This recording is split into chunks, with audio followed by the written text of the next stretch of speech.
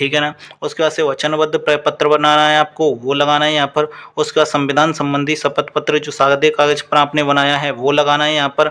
उसके बाद 9वें नंबर पर आपको दहेज संबंधी घोषणा पत्र बताना है। ये सभी कैटेगरी को लगाना, चाहे विधवा हो, परित्यक्ता हो, विवाहित हो, चाहे अविवाहित हो, सभी अभ्यर्थियों को ये बनाना ही बनाना कंपलसरी है, ठीक है ना।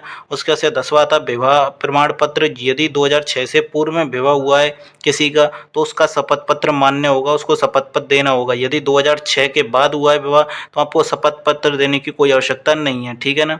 उसके बाद आता है संतान संबंधी घोषणा पत्र, ये आपको लगाना है और इसकी डेट जो जारी करने की है वो लिखनी है और पृष्ठों की संख्या भी इसमें लिखनी है। उसके बाद से सामान्य घोषणा पत्र वो आपको बताना है। और ये विकल्प पत्र जो है, जो विकल्प पत्र केवल टीएसपी वालों के लिए भरना है, नॉन टीएसपी वालों को ये नहीं भरना है, क्योंकि जो टीएसपी वाले लोग होते हैं वो एप्लीकेशन जो फॉर्म भरते हैं उसमें टीएसपी और नॉन टीएसपी दोनों से जो यदि उनका सिलेक्शन होता है तो उनके लिए विकल्प पत्र होता है, ठीक है ना। ये नॉन टीएसपी वालों के लिए नहीं है। उसके बाद से आता है नमूना हस्ताक्षर प्रारूप, ये आपको भरना है, इसकी जारी करने की तिथि लिखनी है। उसके बाद से स्वयं का कोई भी फोटो, पहचान पत्र यानी कि आइडेंटिटी बतानी है आपको, जैसे कि Aadhaar card, voter ID, driving licence, passport, जो भी आपके पास है उसकी प्रति यहाँ पर आपको लगानी होगी। यहाँ पर नीचे लास्ट में आपको अपने हस्ताक्षर करने पड़ेंगे और उसके बाद ये जो भी लिख रहा है नीचे की इसी क्रम में संलग्न कर उन पर पृष्ठ संख्या अंकित करें, यानी कि आपका जो स्क्रूटनी फॉर्म स्टार्ट होगा इसके नीचे ही आपको स्क्रूटनी फॉर्म लगाना है। तो वहां से आपको प्रत्येक पेज पर आपको पेज संख्या लिखते हुए चलनी है, ठीक है ना। मैं आपको इसको बताता हूँ और नीचे लिख रहा है सभी पर स्वयं प्रमाणित कीजिए, यानी कि सभी पर आपको साइन करते हुए चलना है अपने, ठीक है ना। उसके बाद से हम आपको बताते हैं, देखिए ये रहा नीचे सबसे पहले लग रहा है इसी के क्रम, इसी के अनुसार हम बताते हैं। सबसे पहले स्क्रूटनी फॉर्म आपको लगाना है, तो ये आपका स्क्रूटनी फॉर्म है जो आपने ऑनलाइन भरा था, वो आपको इसका प्रिंट यहाँ पर लगाना है, ठीक है ना। उसके बाद से देखिए इसमें लास्ट में दे रखा है ये अटेस्टेशन फॉर्म, ठीक है। इसमें एक और चीज़ है मैं आपको बता देता हूँ, वो यहाँ पर लिख रहा है शिक्षा संबंधी प्रमाण पत्र पत्र 3, तो यहाँ पर भी राजपत्रित अधिकारी के साइन लिख रहे हैं, लेकिन यहाँ पर आपको राजपत्रित अधिकारी के साइन नहीं करवाने, क्योंकि ये जो प्रपत्र ये उनके लिए जो उस समय जब एप्लीकेशन फॉर्म उन्होंने भरा था तब वो 10वीं में थे या फिर उन्होंने 10वीं परीक्षा पास नहीं की थी, तो ये उनको भरना है। तो यहाँ पर आपको क्या है अपने नहीं लिखने, ठीक है ना।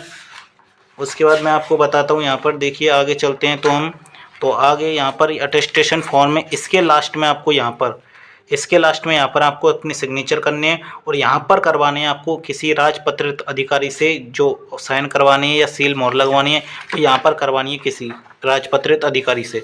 उसके बाद से यहाँ पर जो फीस की रसीद आपको जो 110 रुपये की कटी थी वो आपको फीस की रसीद इसके लास्ट में लगा देनी है। ये आपका पूरा स्क्रूटनी फॉर्म हो जाएगा। उसके बाद आपको स्क्रूटनी फॉर्म के बाद से यहाँ पर जो आपने ऑफलाइन अटेस्टेशन फॉर्म भरा था ये वो है, ये आपको वो यहाँ पर लगा देना है। उसके बाद से बात करते हैं कि यहाँ पर जो आपने एप्लीकेशन फॉर्म भरा था वो आपको यहाँ पर लगाना है, ठीक है ना। उसके बाद बताते हैं यहाँ पर जो एडमिट कार्ड है आपका वो लगाना है आपको, ये मस्ट कंपलसरी है, ठीक है ना। मैंने वो हमारी भी मेरे पास रखी थी तो मैंने अभी लगा दी है, मैं इसको बाद में हटाने वाला हूँ, ठीक है ना।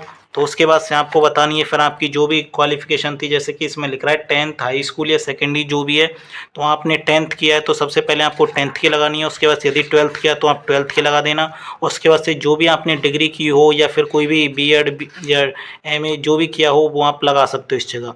मैंने इस जगह RSCIT किया तो RSCIT का मैंने इस जगह डिप्लोमा वो लगा दिया है, ठीक है ना। उसके बाद मैं बात करने वाला हूँ किसकी, यहाँ पर लिख रहा है मूल निवास प्रमाण पत्र, तो वो मेरा 2024 का बना हुआ है तो वो मैंने लगा दिया, क्योंकि मैं SC कैटेगरी से हूँ। तो मैंने यहाँ पर हमारा जो है SC या ST कैटेगरी का वो कभी भी जीवन पर्यंत चलता है यदि आप एक बार उसको बनवा लेते हो, ठीक है ना। तो ये वो यदि अदर कैटेगरी के जैसे कि यहाँ पर OBC MBC EWS यदि इनका कोई है तो इनका 1 साल से ज़्यादा का वैलिड नहीं होता, उसके साथ आपको शपथ पत्र देना होगा। यदि आपका 10 साल या 15 साल से ज़्यादा पुराना है तो आपको नया बनवाना पड़ेगा, फिर वो नहीं चलता है, ठीक है ना।